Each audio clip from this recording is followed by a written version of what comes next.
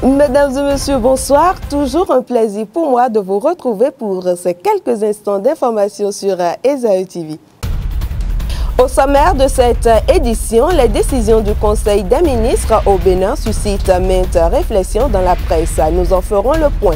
Plus besoin de boutiques pour avoir de belles chaussures de marque à ses pieds, et ceci à moindre coût. Nous irons au marché des chaussures de friperie de Cotonou et en fin d'édition, vous aurez à danser avec les professionnels des médias du Bénin qui ont donné un dernier concert à leur faune hier au village des médias. Bienvenue à tous. Ouvrons ce journal par la page Société au Bénin et précisément à Cotonou où l'une des méthodes de cuisson du poisson consiste à la fumer et ceci non pas avec du bois mais avec du carton. Boris Wabanga et Zuliat Akpata nous ont emmenés renifler cette nuée blanche qui fume les poissons. Au Bénin, les poissons sont cuisinés de diverses manières. Ils peut être préparé, frais, frit ou fumé. Mais les poissons les plus consommés sont ceux fumés à base de carton dans des conditions peu hygiéniques. Nous n'utilisons pas que le feu de bois pour fumer les poissons. Le carton aussi est utilisé. C'est cela qui donne la couleur dorée aux poissons. Utiliser seulement le feu de bois noircit les poissons, ce qui lui donne un mauvais aspect sur les étalages. Le poisson joue un rôle important dans l'organisme d'un être humain.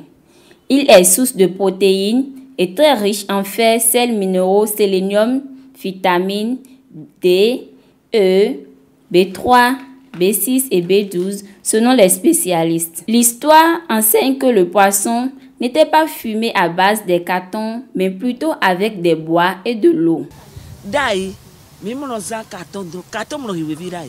Autrefois, les poissons sont fumés seulement avec du feu de bois.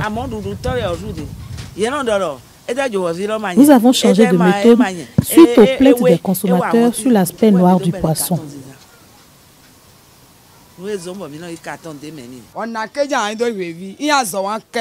Fumer du poisson avec du carton laisse une odeur sur le poisson, d'où cette nouvelle méthode faite de bois et de carton. Les vendeuses sont aussi exposées à de différentes maladies causées par la fumée des cartons.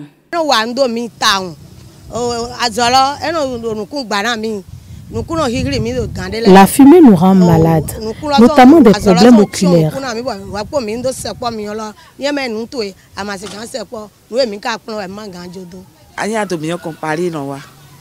Nous sommes confrontés également au paludisme et la fumée fait larmoyer nos yeux. Pour l'heure, les vendeuses continuent toujours de fumer les poissons avec des cartons.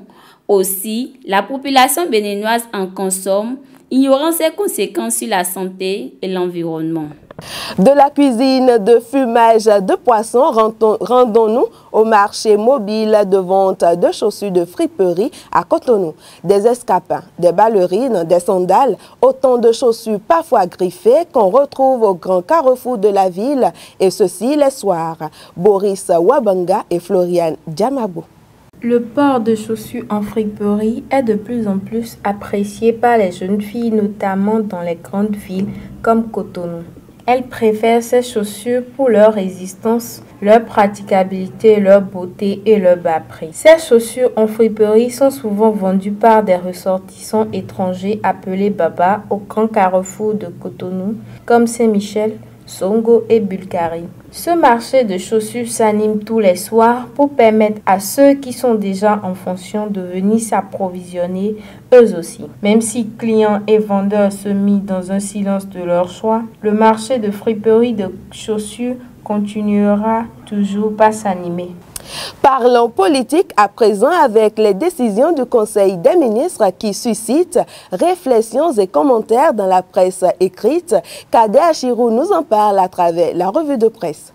La gestion gouvernementale de l'équipe de la rupture au cœur de l'actualité ce jour. Le journal Le Choix met en manchette 3e conseil des ministres de la rupture. Fusion de la DRH et la DRFM en direction de l'administration et des finances, DAF, décaissement et remboursement de 19,5 milliards aux cotonculteurs et l'appel à candidature pour les directions sensibles lancées. Info Sud relaie qu'après les dernières concertations gouvernementales, les ministres autorisés à procéder à des nominations. Pour la boussole, dernier conseil des ministres, encore 5,2 milliards pour du saupoudrage énergétique. Le coopérant trouve un mauvais départ dans le nouveau départ. Comment Patrice Talon trompe les Béninois. Pour le Canard, il reconstruit à grande vitesse son empire industriel et financier avec l'argent d'État. Matin Libre cherche à savoir si Talon a déjà démissionné pour la gestion de la Sodeco, l'AIC et autres de ces sociétés de la filière coton. Notre voit également sans ne pas être en harmonie avec les décaissements effectués par le gouvernement de la rupture. À la manchette du quotidien, 3e conseil des ministres sur le coton. Qu'est-ce qui fait courir le gouvernement Talon? Près de 32 milliards de francs CFA débloqués au trésor public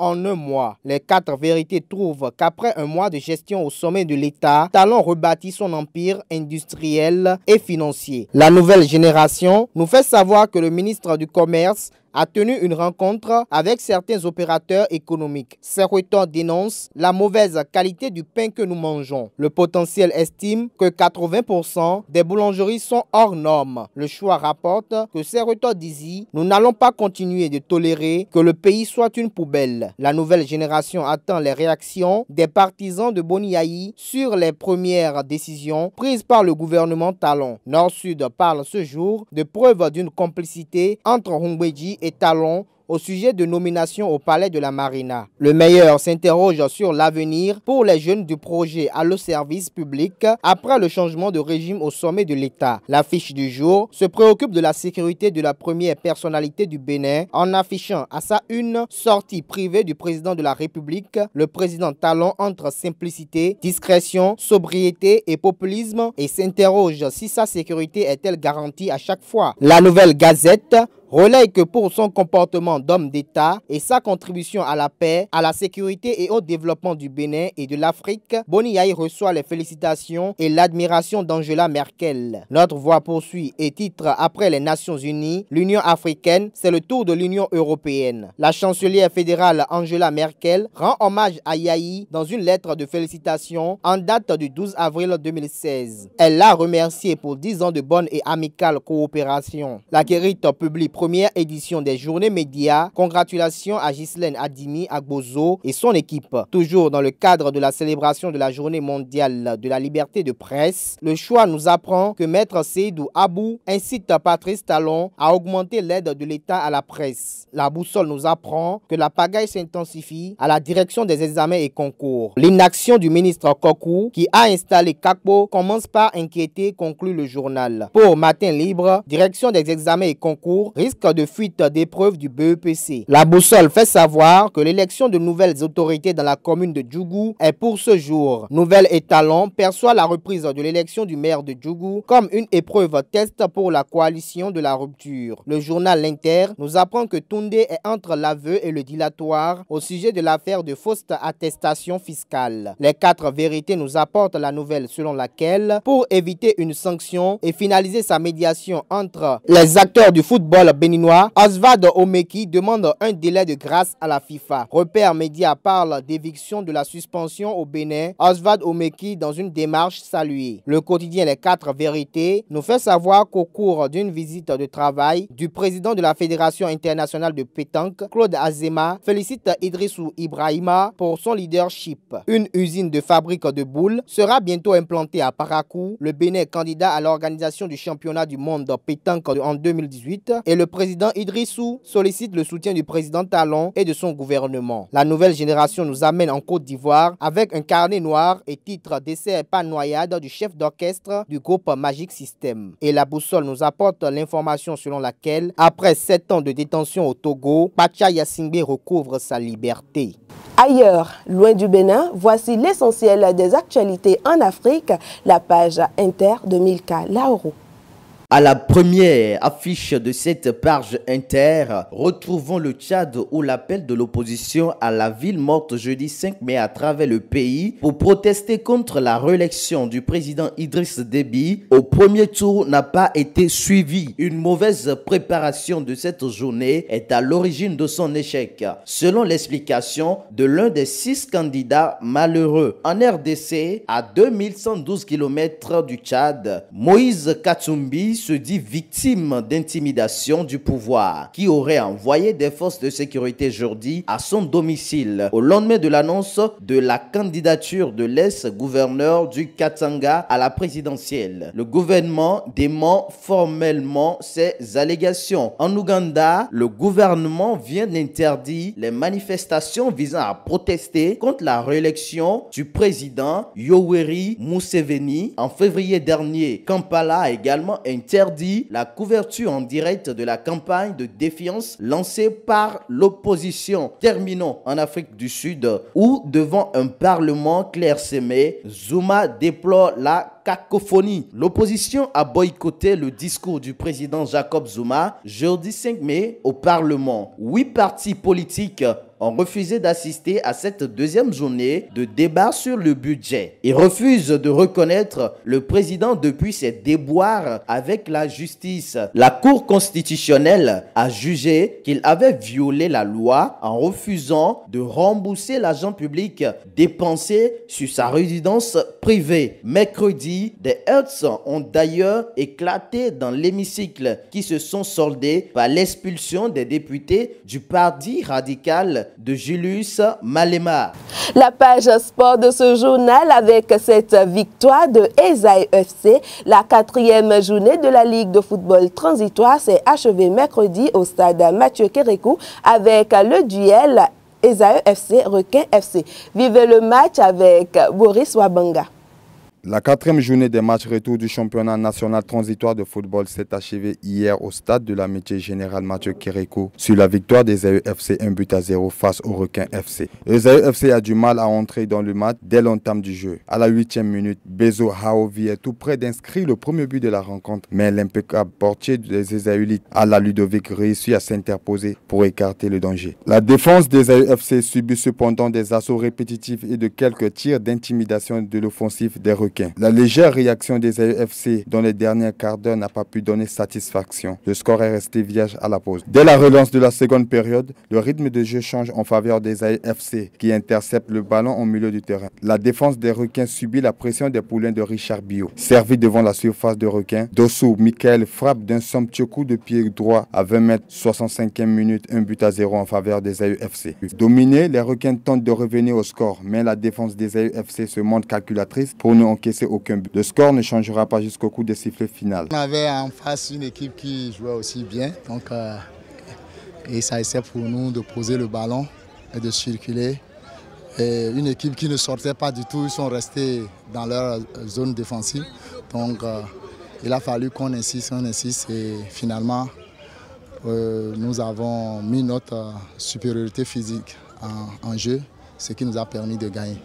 Esaïe FC continue sa course pour une place de leader dans la suite des prochaines journées, prévues pour le samedi 7 mai 2016. Note de détente pour finir cette édition. C'était du ouf hier au stade de l'amitié de Cotonou où les professionnels des médias du Bénin ont égayé un public acquis à leur cause à travers interprétation, danse et défilé. Le dernier Média Show entre dans le cadre des célébrations du groupe Elan Média de la Journée internationale de la liberté de la presse Enoch Laradé.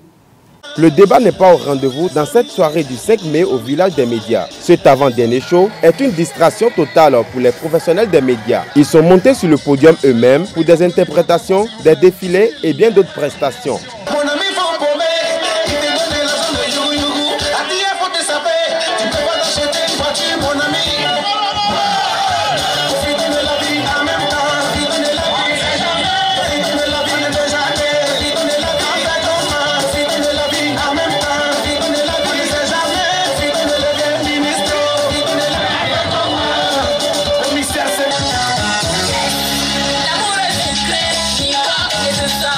L'amour est court.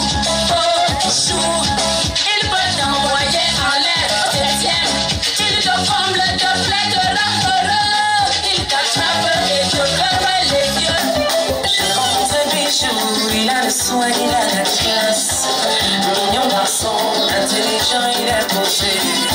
On s'est rencontrés, on s'est aimé.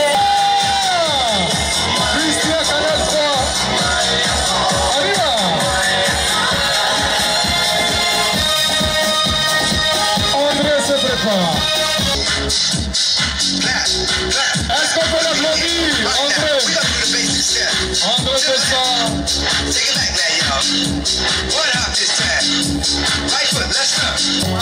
Dans son numéro. Ah ouais.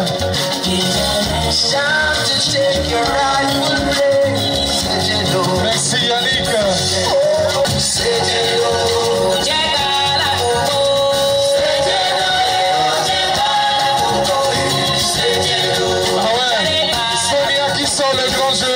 Plusieurs artistes sont aussi montés sur la piste pour montrer aux journalistes que malgré leurs imitations, ils sont toujours de leur côté.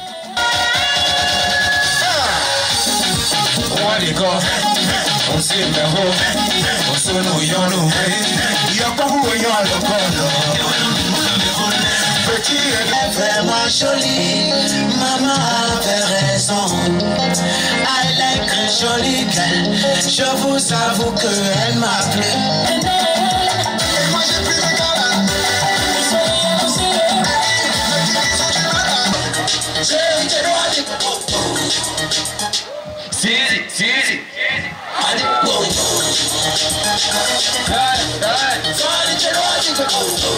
L'instant est aussi choisi pour donner quelques conseils pour ceux du public désireux à faire la carrière dans les médias. J'ai juste envie de dire à toutes les jeunes filles ou à toutes les jeunes dames qui ont envie d'être journalistes, de faire des efforts, de travailler leur parler, d'apprendre la langue de travail qu'est le français et de s'appliquer au quotidien. Tomber amoureux ou amoureuse de la lecture, c'est, je dirais, ce qu'il faut pour faire du journalisme, puisque nous sommes au Bénin et qu'au Bénin, la langue de travail, c'est le français. Je vous remercie.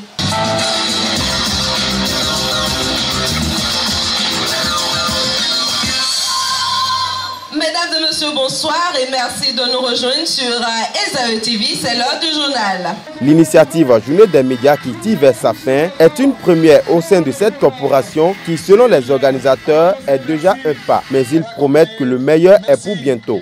Et c'est sur cette part de danse des journalistes du Bénin que je prends congé de vous, tout en vous remerciant d'avoir suivi cette édition. Et n'oubliez pas, demain samedi, le rendez-vous hebdomadaire de l'information sur ESAE TV, Info Hebdo, et bonsoir.